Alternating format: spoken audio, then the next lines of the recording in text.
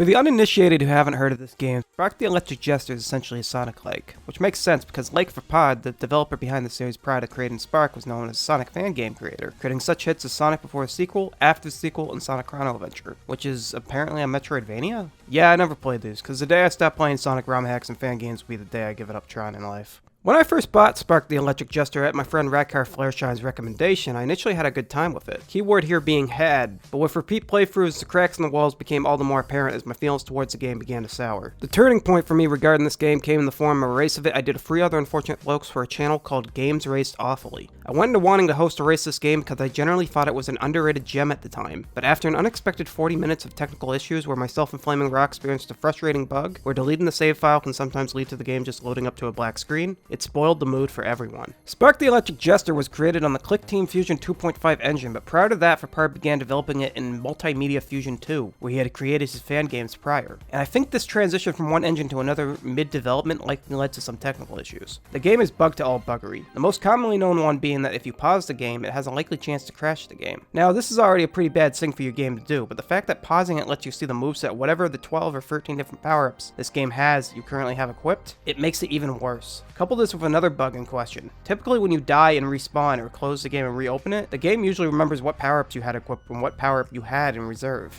Usually. Other times, it'll fuck you over and leave you either minus a power-up or duplicating your currently equipped power-up to your reserve slot, which is something you can't do normally. That especially screwed over Desert Monkey during our race, who defeated the boss of Stage 8, Corona Forest, only to accidentally pause afterwards, have the game crash, and then re-enter it minus the power-up he used to defeat the boss. This is only scratching the surface, by the way. These are just the most glaring and damning bugs that the game has. I've yet to mention the other bugs such as the sequence breaking, graphical fuck-ups, AI fuck-ups, layering fuck-ups, soft-locking issues, and the game not even bothering to commit to soft-locking you. Actually, that's pretty good. There's an enemy that can grab you from across the entire screen in the final stage of the game, clipping you and the camera for the level in the process. Some bugs can be helpful though, like being able to bypass the level clear checkpoints using the wind power-up with a well-timed air dash, though this can sometimes lead to further sequence breaking regarding transitioning to the next level, and restarting from checkpoints, a rare time pausing the game doesn't crash it, sometimes refilling your health to full. Regardless of all the bugs riddled in Spark's coding, however, I can't deny that the game is still fun and borrows a lot of influence from classic Sega platformers, Kirby, and Mega Man. Its core gameplay is Sonic, the character design is inspired by Rystar, the quirky power-ups compared to Dynamite Heady and Kirby, and the boss and enemy design takes after Mega Man, though a lot of the enemies have the same facial design that makes them look like a Pac-Man ghost after Pac-Man eats a power pellet, or like they'd belong on the cover of a Johnny Foreigner album. These influences do not make Spark a good game, however. If anything, I'd say it's average at best.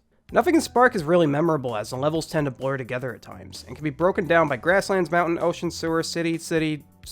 Forest, desert, fucking trains, stage with lots of fucking tubes, totally not Collision Chaos from Sonic CD, airship space, final boss. This would be fine, but some of these levels go on for way too long, like over 10 minutes in length. Remember how I said earlier that there was a train level and a fucking train level? That wasn't a joke. Stage 11 and Stage 12 are completely identical. They are so identical that in making my progress tracker for my race video, I actually forgot all about either Stage 11 or 12 existing. I don't know what level this flag fucking represents anymore. They both have a train in them and they both suck. The power-ups are also a mixed bag. Part ways into your first playthrough of the game, you'll realize what power-ups are good and what ones are completely fucking useless. I'll just spoil this now. You'll want the wind power-up at all times. Repeat playthroughs of this game has demonstrated to me just how unfun and unplayable Spark is without it. The wind power-up is fucking broken as it lets you infinitely air dash, mitigating much of the difficult and annoying platforming that this game has. And without it, you can't air dash at all, which is something Spark badly needed. Especially in Stage 15 where it's basically designed around you needing wind. And with there being no wind power-up at all in Stage 15, it makes that level so bullshit to play. Since you can't use Spark's dash ability to immune frame through the many explosions in 15B, and since you can't afford to fuck up on the wind turbine section because you have no means to boost your way free from the blades. Add in the fact that the game sometimes forget what power-ups you had upon touching your last checkpoint, and this becomes a massive deal breaker. Straight up, if I ever lose my wind power-up, I just commit suicide. They told me to do it. And just hope the game responds me with it. Last thing I want to mention is the plot of this game. Basically, Spark was an electrician and lost his job to a robot, so then became a circus act and was again replaced by a robot. And then all the robots went haywire and it's up to Spark to stop them for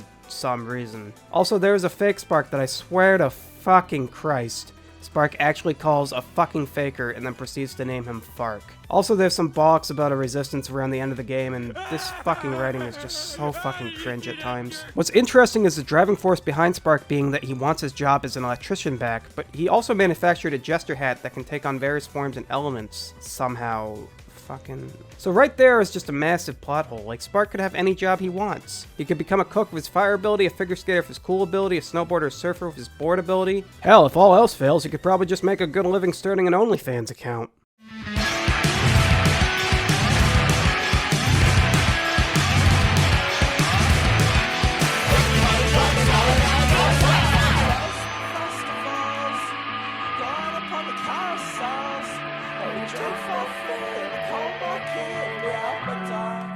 I'm still breathless.